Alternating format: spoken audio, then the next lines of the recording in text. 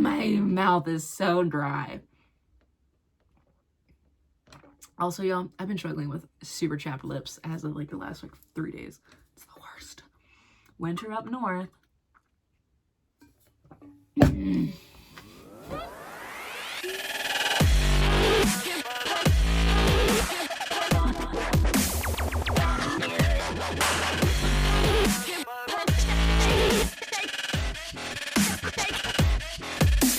Hello, friends. Did you think you'd see this face so soon after my last video? Oh my goodness gracious. It's also, I'm probably making this video because I'm procrastinating on finishing the last bits of our costumes.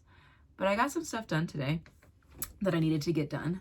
But now I'm also working on something else. This is part of a bag that somebody ordered off my Etsy shop that I need to finish before I leave on Wednesday.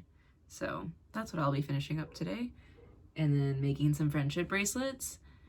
And then tomorrow I'm babysitting. But then after I'm done babysitting, I'm going to go to Hobby Lobby and get some flowers to finish up our braid. And then on Tuesday, I'm finishing up our floral headbands because flowers don't go on sale at Hobby Lobby until next week, which is this week. And I'm not buying flowers at full price because, oh, they're all over there. I think one bushel, like one little thing, is like $13. But if you buy them on sale, it's like 40% off. So that's like $8. It's not that much of a difference, but it adds up. So that's my plan for the next like 2-3 days. Whoa! But anyways, aside from procrastination, I want to get on here just because I want to get better at just cranking out videos, just again, not thinking too hard about them, just chatting, hanging out, hopefully giving some useful information.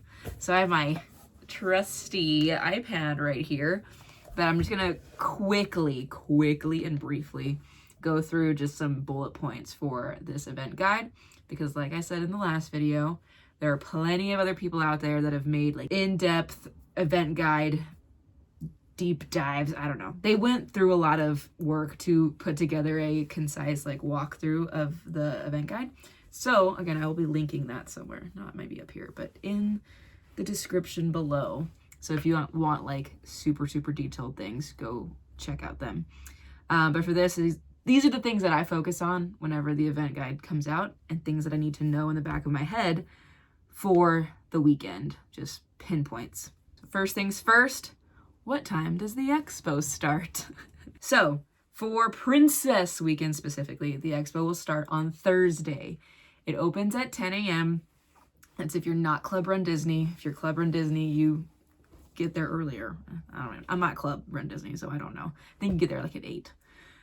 But for every other Joe like myself, you get there at 10 a.m. For merch on that first day, you do have to join a virtual queue. You join the virtual queue at 8:30 a.m. on Thursday. 8:30 a.m. Eastern time. So I'm currently in Central time. So when I get to Florida, I'll be in Eastern time. So 8:30 a.m. You have to be, I think, within like 50 miles. There's like a certain radius where you're able to like join this virtual queue. Like I can't join it from over here in Illinois. I have to be, I'm assuming, in Orlando, somewhere close. Let me look. All right, it doesn't really say here in the event guide, but I do know that there is a radius that you have to be in order to join the virtual queue. So if you're flying, I don't think you can join the virtual queue because you're not in like the vicinity yet. So to get to the virtual queue, you open up your My Disney Experience app, and then you go to the virtual queue section in the welcome screen. And then it'll say join virtual queue. And then you click the Run Disney merchandise shop one. Like don't click Guardians or Tron or anything like that because we're just doing the merch. So you click that, and then at 8:30, it'll refresh, and then you'll get your spot. And then it will tell you what time to show up. So if you don't get in the first 15 groups, you don't have to get there at 10 a.m. because you will be probably not getting, your group will be called until like noon, probably. from my past experience. But my family and I will most likely get there around 10, just to take our time getting our bibs, getting or walking through the expo to get our shirts, and then also just checking out all the vendors. So we'll probably hit merch towards the end of our time at the expo, depending, I guess, when our virtual queue is called. So that's for the first day of the expo, which is Thursday. For Friday and Saturday, I think the other 2 days that we have the expo, you do not need to join a virtual queue for merchandise. The virtual queue is in place that first day is because merchandise is such a hot commodity for RunDisney events because you can't buy it anywhere else. So everybody wants to get their hands on limited edition merchandise.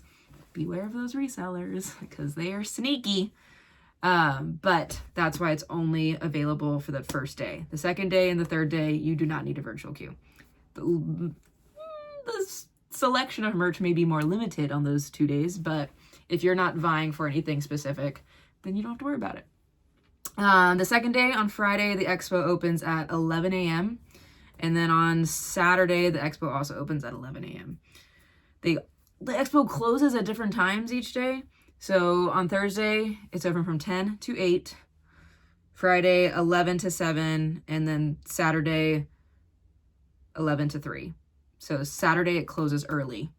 So if you are only running the half and you are planning on getting to Orlando on Saturday, make sure it's before 3 o'clock. Or make sure like your flight is early in the morning because you don't want to miss that time slot to go and pick up your bibs. All right, so that's specifically the expo. If you're staying on property, there will be a bus at your resort that will take you to the expo and then take you back to your resort.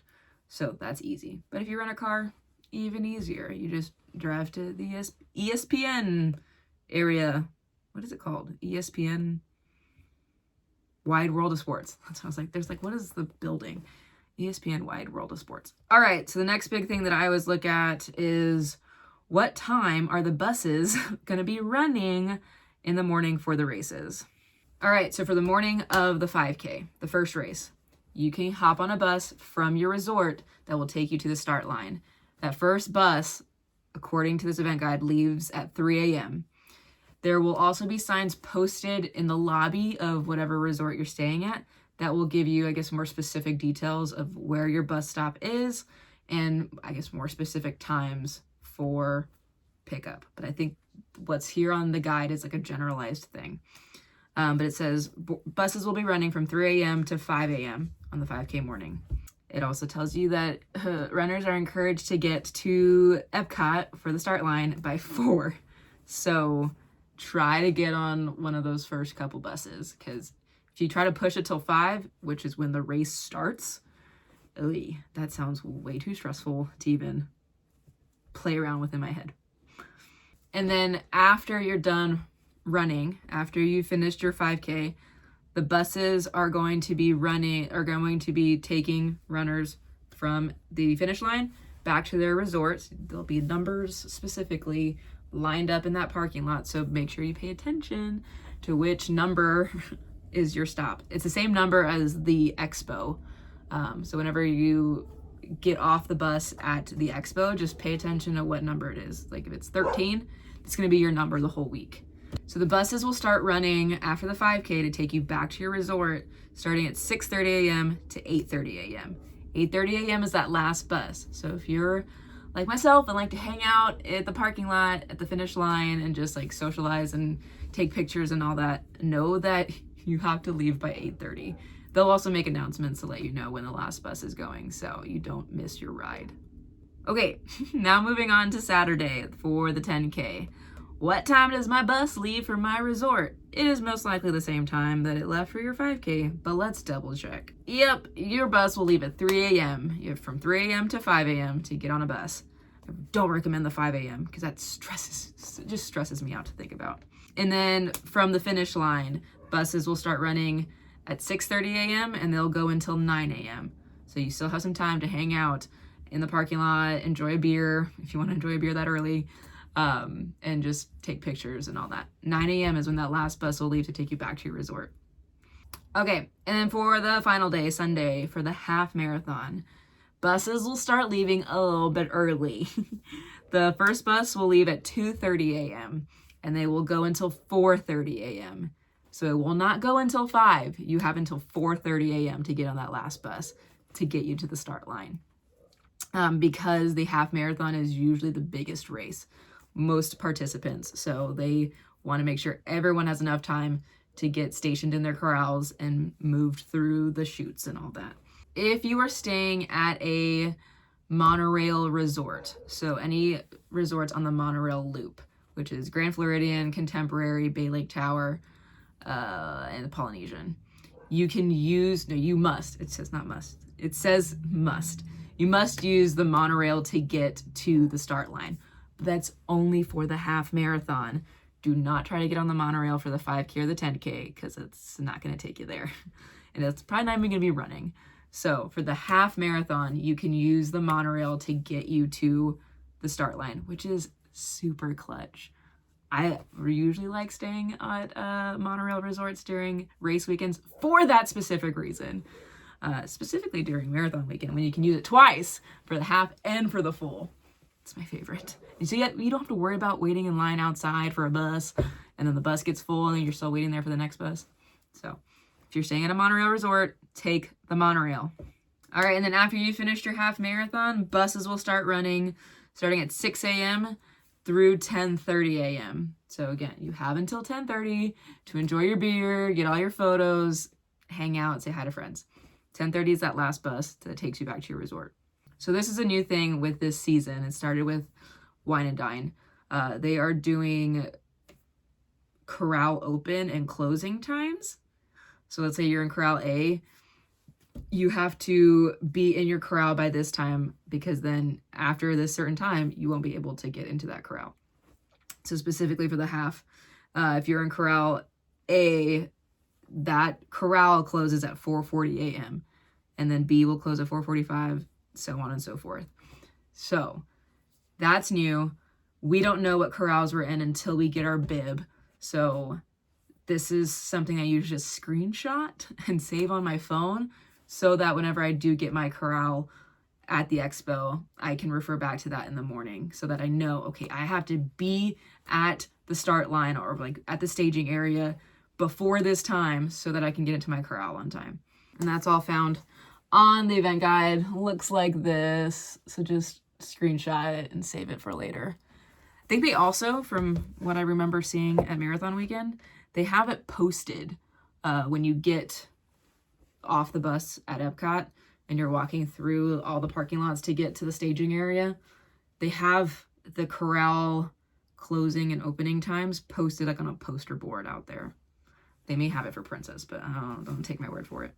So again, screenshotting it will save you a lot of time. So some things that I don't know a lot about. I don't know a lot about yoga because I've never done any of the race weekend yogas.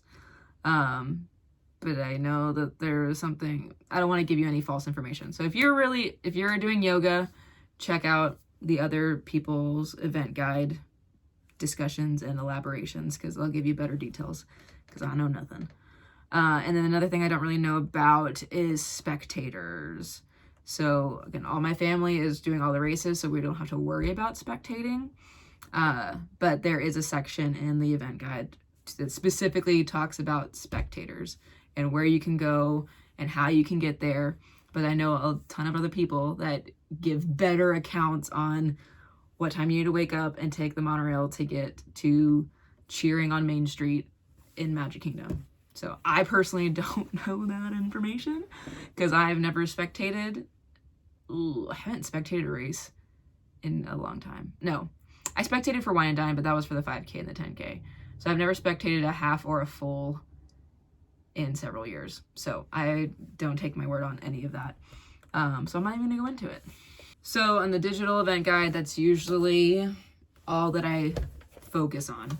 I focus on what time does the expo open, when I need to join a virtual queue for merchandise for that first day, what time the buses will start running for my resort, and then what time my corral starts.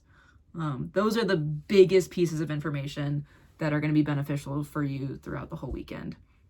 Everything else in there is just nice to know, and it is very detailed. So if you have a specific question about anything, just make sure you check out the event guide. So last thing that I want to hit on, these are the things that I make sure to see or visit when I am at the expo on that first day, aside from getting your bibs and getting your shirts and checking out the merchandise.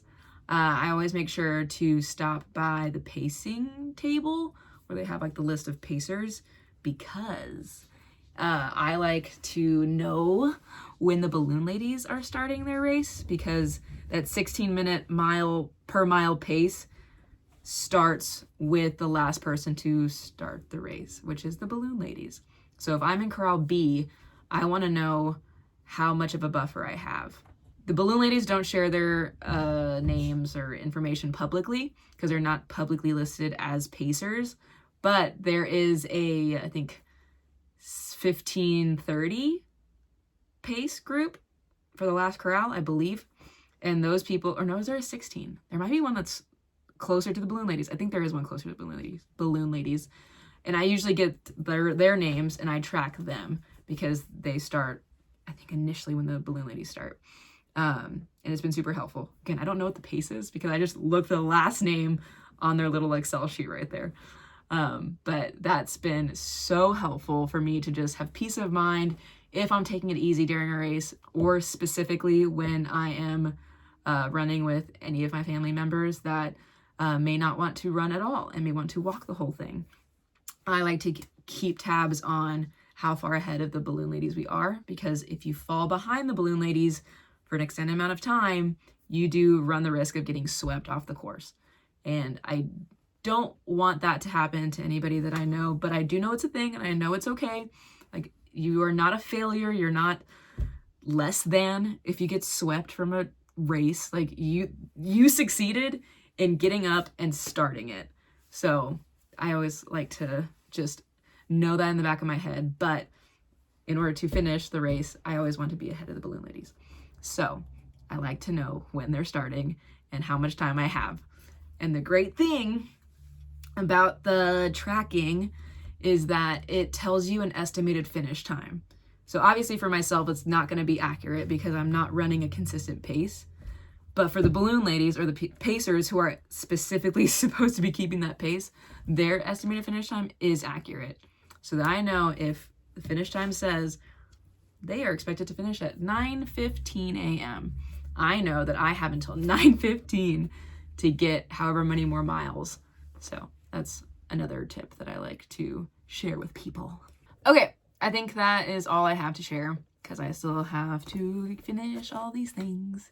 But I'm so excited to get out there and to just enjoy this weekend and make so many memories and have so much fun, take so many photos. It's going to be great, and it's going to be here in like 3 days. All right, if you have any questions, check out those links, check out the event guide, or ask me. Comment. I don't know how you ask me things on here. I think it's comments. Or just find me on Instagram and message me. I don't know. Okay, that's all I got. I will see y'all in 3 days.